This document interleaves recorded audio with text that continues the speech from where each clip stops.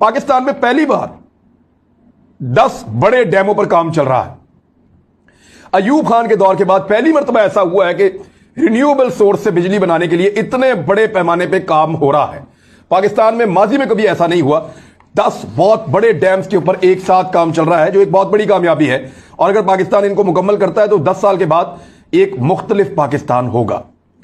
ज़रात सिर्फ 2 जुमले कहूंगा। किसी किसान को इस दौरे हुकूमत में मार नहीं पड़ी। 3 सालों में किसी किसान की कोई फसल नहीं डूबी, उसको मार नहीं पड़ी।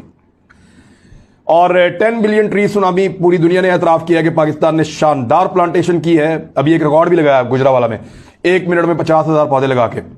और पाकिस्तान ने इन्वायरमेंटल कॉन्फ्रेंस जो हुई बैनुल अक़वामी, उसकी मेजबानी भी की। पाकिस्तान को वो दी गई इमरान खान साहब की खिदमात के एतराफ में।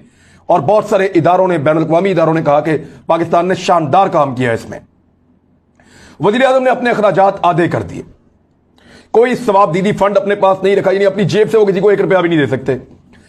तमाम तहाइफ तोशाखाना में जमा करवा दिए। जितने गैर मुल्की तोहफे मिले वो सारे तोशाखाना को दे दिए, सरकार को दे दिए, अपने पास कुछ नहीं रखा। हालांकि थोड़ा सा टैक्स देके वो रख सकते हैं, जो पहले हुक्मरान करते थे उन्होंने नहीं रखे। दुनिया के साथ जो ताल्लुकात हैं उनके एक नए दौर का आगाज हुआ है पाकिस्तान में। दुनिया को एक मुख्तलिफ पाकिस्तान की आदत डालनी पड़ी है।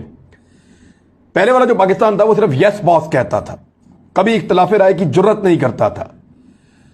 मगर इस मर्तबा यहां एक ऐसा वज़ीर आज़म था जिसने कहा एब्सोल्युटली नॉट, और एक मर्तबा नहीं कहा, कई मर्तबा कहा, और एक नई चीज की बुनियाद डाली। कुछ चीजों पर अरब ममालिक नाराज हो गए हमसे, लेकिन बाद में उनको समझ आई कि नहीं, पाकिस्तान एक आजाद मुल्क है, उसके अपने मौक़िफ़ हैं और उनको अपने मुताबिक चीजों को चलाना है। तो रफ्ता रफ्ता उनको समझ आई कि जो पहले वाले हुक्मरान थे वो हमारी बातें इसलिए मानते थे कि हमसे गलत काम करवाते थे, वो हमसे फायदे लेते थे। ये हमसे कोई जाती तौर पर चीज ही नहीं मांग रहा, लिहाजा इसको डील करने का वही तरीका होगा जैसे हम दूसरे मुल्कों के साथ जाकर डील करते हैं। तो एक तो अरब ममालिक के दिमाग से ये चीज काफी हद तक निकली, क्योंकि इससे पहले वाले जो हुक्मरान थे वो मांगते थे बच्चों का कारोबार, वो मांगते थे प्रोटोकॉल, वो मांगते थे तोहफे, और तोशाखाना में जमा नहीं करवाते थे, घरों में ले जाते थे। वो मांगते थे सहूलियात, वो बहुत कुछ मांगते थे। लेकिन जब ये प्राइम मिनिस्टर मिला तो इसने कहा जी मेरे कैदी छोड़ दो, इसने कहा जी पाकिस्तानियों को ख्याल। तो एक डिफरेंट तरीके से डीलिंग हुई, तो अरबों को आहिस्ता आहिस्ता समझ आ गई। अमेरिकन को भी इस बात की समझ आई कि क्योंकि मगरब में इसका कारोबार नहीं है, इसके बहुत बड़े बड़े स्टेक नहीं है इस हुकूमत के या इस हुक्मरान के, लिहाजा इसको दबाव में नहीं लिया जा सकता, उन चीजों का नुकसान बताकर इसको ब्लैकमेल नहीं किया जा सकता। प्राइम मिनिस्टर ऑफ पाकिस्तान ने मुखालफत लेने के बावजूद एक बेहतर हिकमत अमली की, स्मार्ट लॉकडाउन मुतारफ करवाया, दुनिया को नहीं पता था वो क्या है, बड़े तरीके से कारोबार भी चलाया, कोरोना से भी निपटा। अब वैक्सीन पाकिस्तान अपनी खुद बना रहा है, अल्हम्दुलिल्लाह उन मुल्कों में शामिल हो गया है। 10 लाख लोगों को रोजाना वैक्सीन लग रही है।